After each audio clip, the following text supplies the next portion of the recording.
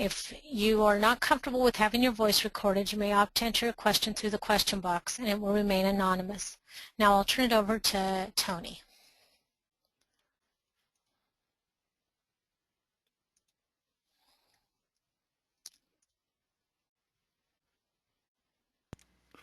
Thank you, Detta. Good afternoon, everyone. My name is Tony Nguyen, and I am one of the program analysts for the CalFresh Outreach Program. This will be the first of many. This will be the first of many webinars in order to provide you with technical assistance in order for you to be successful with the CalFresh Outreach Program. Our plan is to have ongoing monthly webinar to provide program and/or fiscal technical assistance to you. As we have done for this webinar, we will solicit topics and questions from you prior to the webinar. If there is a month where we do not have topics or questions, we can always cancel the meeting and continue the following month. The purpose of these webinars is to provide you with technical assistance that you have requested. For today's webinar, we only have one topic. If there is anything that you wish for us to cover today or during a future webinar, please send it through the question box. When we are done reviewing today's topic, we will take questions from the audience.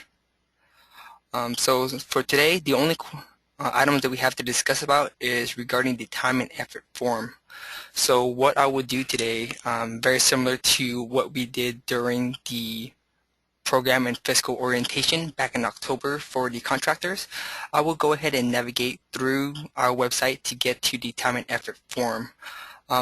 In the past month and a half, we have received various questions regarding the form, and I want to be able to address some of those concerns that are coming up. If it is something that you have not experienced yourself, maybe you haven't got there yet, or it's something that doesn't apply to you, but it still is good information just for you to know, just for your reference. So let's go ahead and get to that form.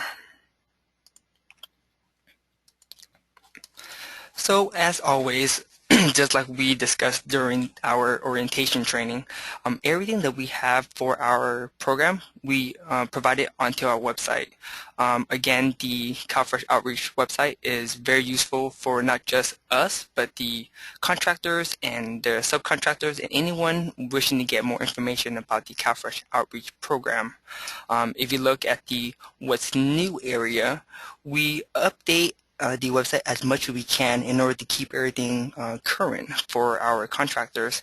And when we do, we go ahead and put it under the What's New, just so it's a quick reference for when you take a look at the website, as opposed to having to go through each and every single tab to find out what has been updated. If there is anything on the website that you notice that needs updating, or you feel that we should have something else on it, please let your program analyst know, and they'll be more than happy to assist you with that.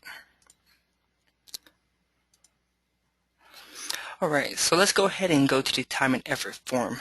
So if you are on this website now, you will click on the Resource tab.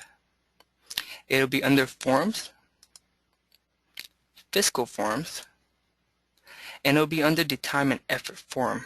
So once you click on that, it will automatically download the form to your computer, and you can begin using that form. I already have this form open, so I'm going to go ahead and open it up from my dash. So this is the new time and effort form that we are using for the CalFresh Outreach Program for fiscal year 2015 and 2016. As you can see, this form is much more simplified than what we have used in the past. For this form, we're really only focusing on the hour that's worked on for the CalFresh Outreach Program and the time that's paid off. Prior to this form, we had different breakdown of where the time was allocated to, but for this contract period, we're only focusing on the amount of hours that's being worked on CalFresh Outreach. So again, with this form, the instructions are provided right here in the form itself. The form might look complicated, but again, we make it as simplified as possible for the contractors so that it doesn't create any barriers for you to complete the forms. Again, our goal and purpose with the program is to make things as easy as possible for our contractors in order for you to be successful with the program.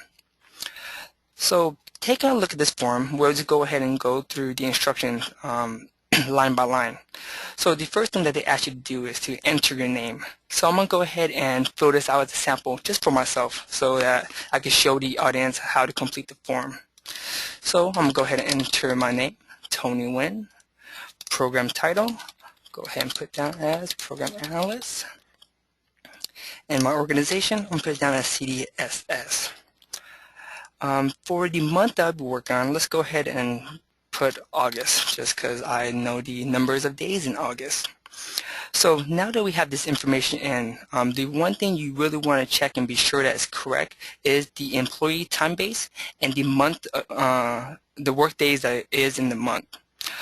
So for instance, with time base for the employee, you want to be sure that that information is correct. One of the things that is coming up from contractor as a question is, for example, if I have an employee that works full-time, but 50% of the time is for CalFresh, for the employee time base, do I put it down as a 0.5 or a 1 FTE?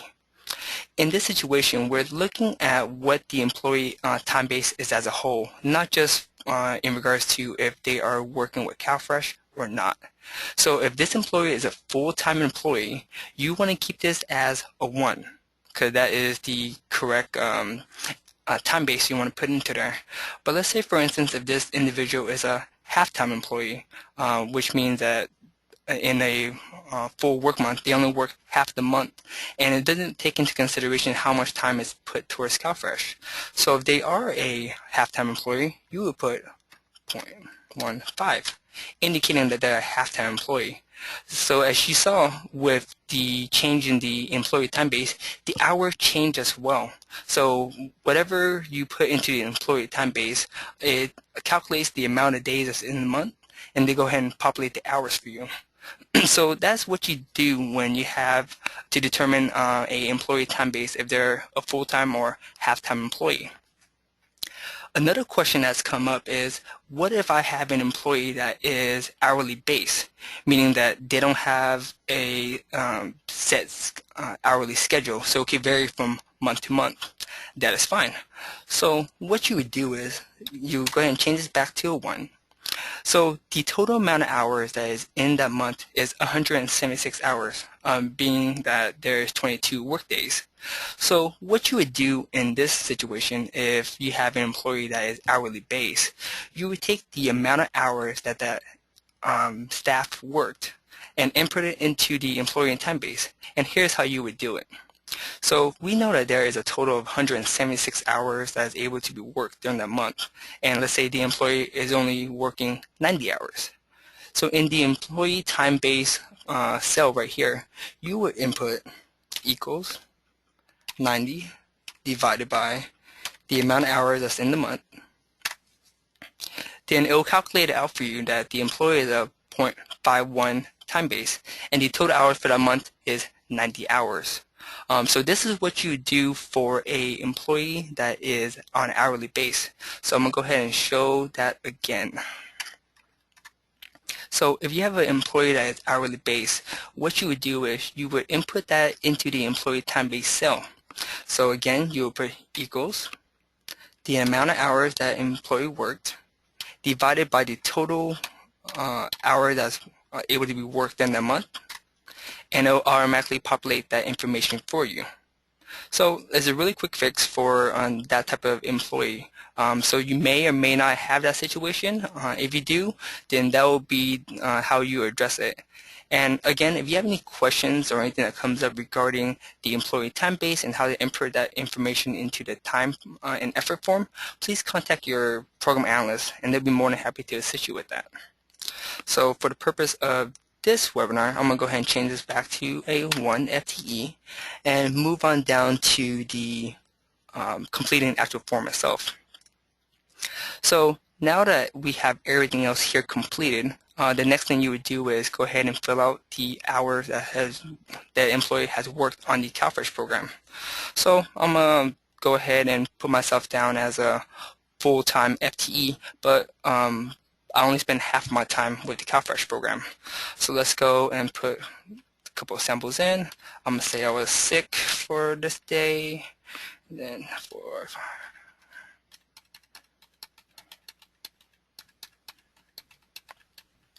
So again, when completing the form, it's very important that you pay attention to the days that you're inputting the information in.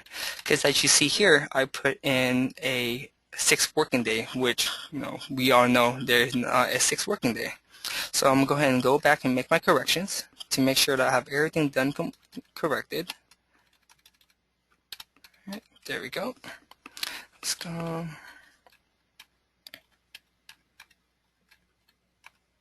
Perfect. So, as you see here, being that I am a full-time employee, but only half of my time is spent on CalFresh, then each of the days that I work, I will only work 4 hours.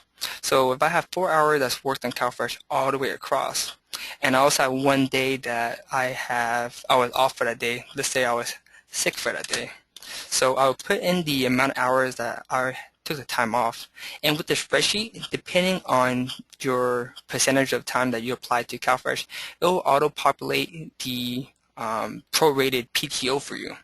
So in this situation, I was out for 8 hours, but I'm only able to charge 4 hours of that time for PTO towards CalFresh. So it automatically calculates that for me. And in this cell here, you just specify what type of time off it is, whether it be vacation, sick, or holiday. So this is a very straightforward and very simple timesheet that's being filled out for this employee. They spent 50% of their time towards CalFresh. So with this number right here, the 50% of their work month applied to CFO, that is what you'll put into your invoice documentation when completing the personnel line. So the FTE that is charged toward the CalFresh program will be 50% of that staff salary is billable to the CalFresh program. So depending on the staff, you're going to have a very different situation, whether there'll be a part-time staff, whether there'll be a full-time staff, or whether there'll be a hourly staff. So it's going to vary. Again, these spreadsheets are not always perfect. We do everything we can to make sure that we catch all the bugs, but there's always a way to break them. At least that's what we have learned in our experience. But when something does not work properly, let your program analyst know so that we can make the correction, so that we could correct it for anyone else using it. So really quick, that is how you complete the time and effort form, just like we explained during the orientation training. So I'm going to go ahead and take a look at some of the questions that may have come in and see if there's anything that we can address for our audience today. Okay. You know what? How about this? Just for what we discussed so far already, I'm going to go ahead and take questions from the audience. So if you have questions regarding what we have talked about today regarding the time and effort form, please use the hand option and raise your hand in order to ask your question. Once you raise your hand, I will go ahead and select you and unmute you in order for you to ask your question. So if you have any questions regarding what we discussed about for the time and effort form, please raise your hand and I'll go ahead and call on you.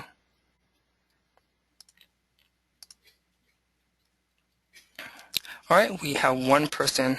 All right, so Valerie, I'm going to go ahead and unmute your line, and you can go ahead and ask your question. Valerie, go ahead.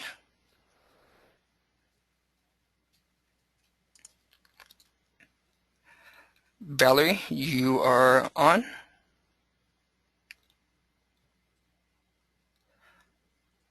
Okay, and just to remind everyone, if you wish to ask a question and you're using a headset, please ensure that the headset is a USB headset. If you're just plugging up via a headset through the headphone jack, you will not be able to ask your question. Also, if you would like to ask a question, then you can also call in as well using your phone. So Valerie, since I'm not hearing from you, I am assuming you're not connected via the USB mic. But again, please feel free to ask your question through the question box, and we'll be more than happy to address it for you. All right. Are there any additional questions regarding the time and effort form besides Valerie?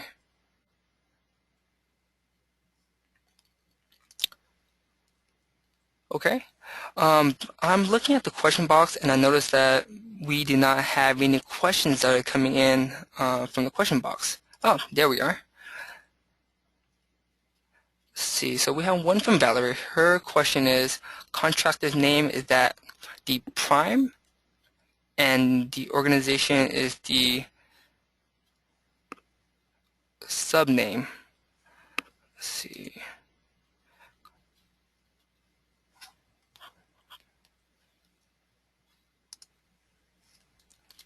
Valerie, can you specify a little bit more what your question is?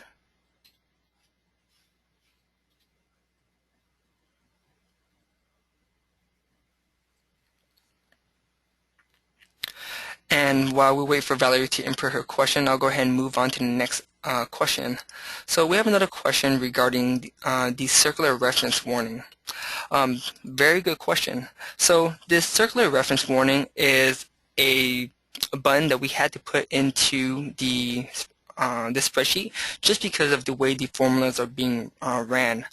So what's going to happen is when you initially open it for the first time, you're going to get a triangular symbol across your spreadsheet. So in order to remove that triangular symbol, all you have to do is click on the circular reference warning one time, and it will remove it. And for future reference, you won't have to do that again. So if you use that form again, it will automatically go to the correct form. So that's the reason why we have that button installed into there, just to remove that reference. Okay, so I got... Tony? Yes, Karen.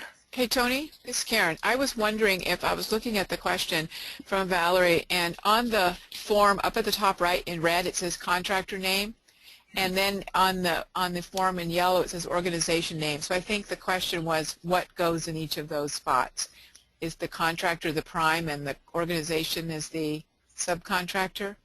I think that was the question. Perfect. Thank you, Karen. Yeah, so as Karen mentioned, if you're looking at the form, in the top right-hand corner in red, it says the contractor name and the contract number. So for a prime completing this form, that would be the prime contractor information. Also, if you're a subcontractor, this will still be the prime contractor information because we look at the contract number of the prime contractors. And then the organization name would just be the name of either the prime contractor or the subcontractors. But the name in red will always be the prime's contractor. Thank you for that clarification, Karen.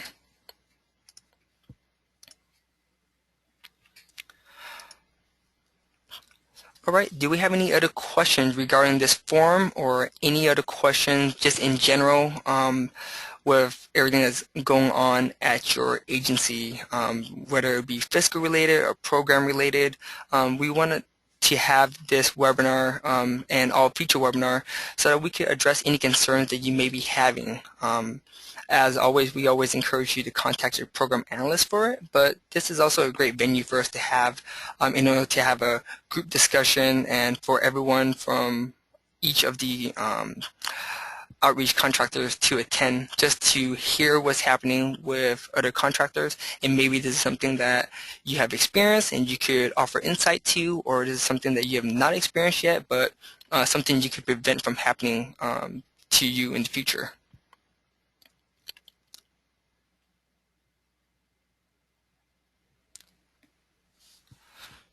All right, so we have one more question. Okay.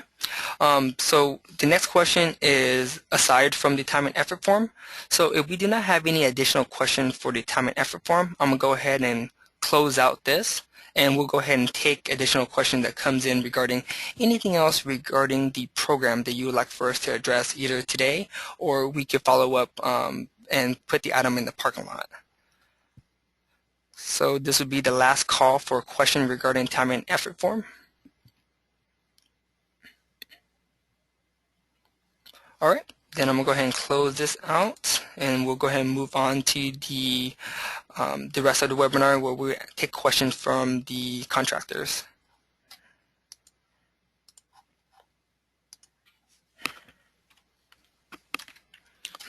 All right, so the next question that we have is, I noticed the new income guidelines are on the website. The numbers seem significantly higher. Are these numbers for all who we work with or just special populations? Very good question. So in the previous federal fiscal year, the CalFresh outreach program was going off of a 130% FPL for the income guidelines. So with this new, I believe it was effective July of 2014, the CalFresh program is basing the income guideline off of the 200% FPLs, and for the program, a majority of the family applying for the program will fall into this income guideline. So it will be for a majority of the people that you work with and not just special populations. So thank you for bringing that up. And yes, the new income guidelines are available on our website, and they are available in English, Spanish, Chinese, and Hmong.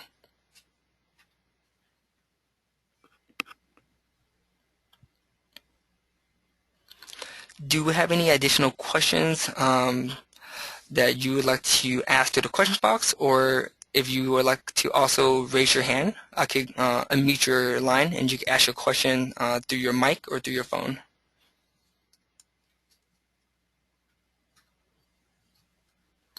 Okay, we have another question come in.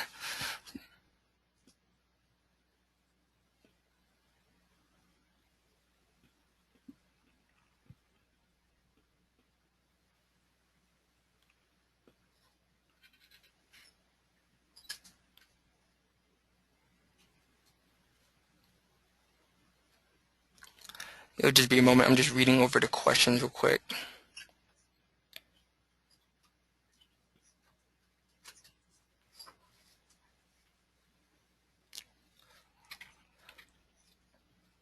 Okay. For this question, we'll go ahead and put this one into the parking lot. We need a little bit more information just from our side to get the appropriate answer for you. So as we have done in previous meeting, we'll go ahead and put this one in the parking lot, and we'll go ahead and get a Q&A available onto our website once we get the answer for you.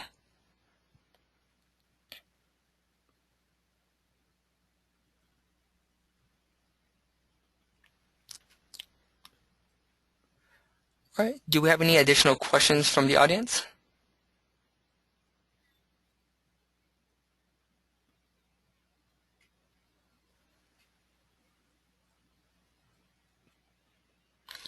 All right. If there are no additional questions, that is all we have today for this webinar. Again, this is going to be the first of many webinars that we'll be hosting in order to provide you with the technical assistance that you need. Please keep in mind that these meetings and these webinars are audience driven. So the more topics and questions that you do have, the more that we can address. Anything that comes up to us on an individual basis from our contractors that we feel that would be appropriate to share with the rest of the group, then we'll bring it up and provide you guidance on it during this webinar as well. So please take a look at our calendar to see when the next date is.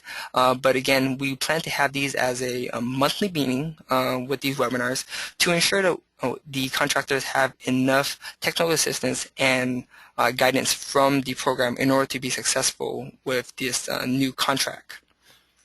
So if we do not have any additional question, I will go ahead and close out today's webinar. Let's see.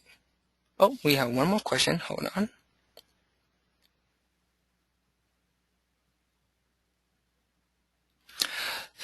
So the question is the only method to verify if an application was approved by the county is through the CBO portals, or can verbally verify with clients or a verification letter from the county?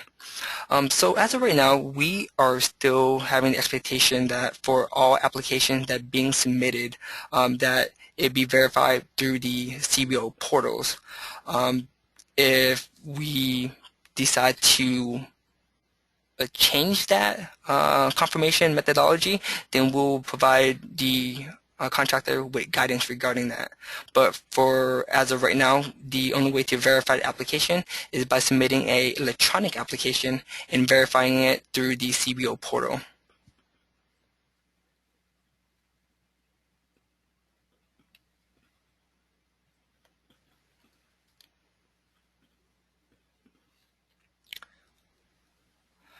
All right, well, I will take any additional last-minute question before we close out today's webinar.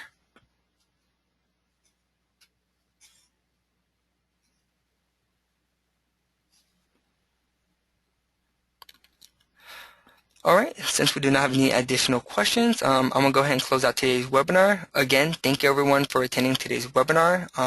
Please take a look at the CalFresh calendar to see when the next webinar is.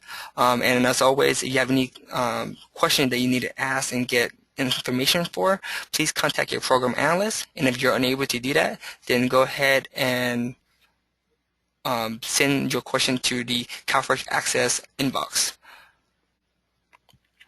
And the other question was for any items that we address as a question for today, we'll go ahead and put it as a parking lot and provide a Q&A onto the website. So as I mentioned earlier, whenever we do update the website, we put a notification on the what's new section in the front of the website, and we'll go ahead and inform our contractors that it is available. Okay. Again, thank you everyone for your time today, and you have a great day.